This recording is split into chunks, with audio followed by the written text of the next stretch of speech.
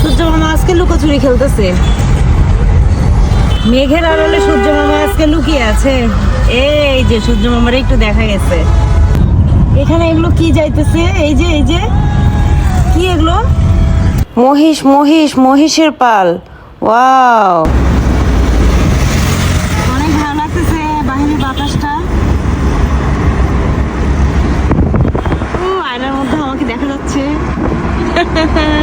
আমরা ঘুরতে ঘুরতে আনোয়ারাতে চলে আসছি। এই যে আনোয়ারাতেও কুয়াশা, মেঘ আমাদের সাথে সাথে চলতেছে।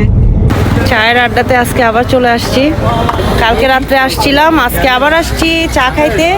এখানে নাকি ভাপা পিঠাও পাওয়া যাবে এখন, সো ভাপা পিঠা খাবো। আমার জুতা লাল, তোমার জুতা সাদা। ভাপা পিঠা আসতেছে, ভাপা পিঠা আসুক ততক্ষণ আমি বইসা নিজের একটু ভিডিও কইরা নিলাম। আর আমার জামাইয়ের জুতার সাথে আমার জুতাটারে একটু মিলাই দেখলাম, ওরটা সাদা আমারটা লাল। এই হচ্ছে আমার ভাপা পিঠা। চলে গিয়েছিলাম আনোয়ারা, এটা মেবি চায়না কি যেন ইন্ডাস্ট্রিয়াল এরিয়া, যেটাই হোক আমি আসলে নামটা দেখতে ভুলে গিয়েছি। তো ভাপা পিঠা নিয়ে আসলো, ভাপা পিঠা নিয়ে আসার পর আমি ভাপা পিঠা খাইতেছি খুব মজা করে। এরপর চা খাইলাম, এরপর চা খাওয়ার পর রওনা দিয়ে দিলাম বাসার উদ্দেশ্যে।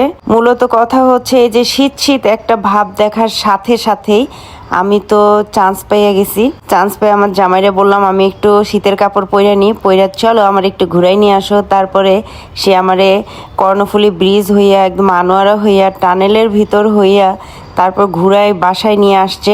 আর আজকে টানেলটা খুব সুন্দরভাবে ভিডিও করতে পারছি, কারণ আজকে টাইমিংটা খুব সুন্দর ছিল। রাত হয়নি, সন্ধ্যার পরের যে টাইমটা ওই টাইমটা ছিল, যার কারণে সুন্দরভাবে ভিডিও করতে পারছি।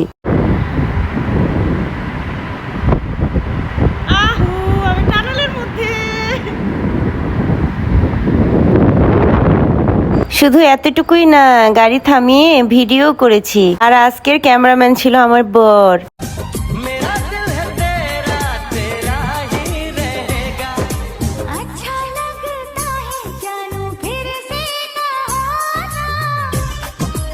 দেখছেন আমার বর কত সুন্দর ভিডিও করতে পারে। আমার বরও কিন্তু অনেক সুন্দর ভিডিও করে দিতে পারে, অনেক সুন্দর করে ছবি তুলে দিতে পারে। কিন্তু সমস্যা শুধু একটাই, যখন আমার বরের হাতে মোবাইল বা ক্যামেরা যায় তখন আমার থেকে অনেক শরম লাগে। সো ফ্রেন্ডস, এই ভিডিওটা এতটুকুই। ভিডিওটা কেমন লাগলো অবশ্যই কমেন্ট করে জানাবেন। সবাই ভালো থাকবেন, টাটা।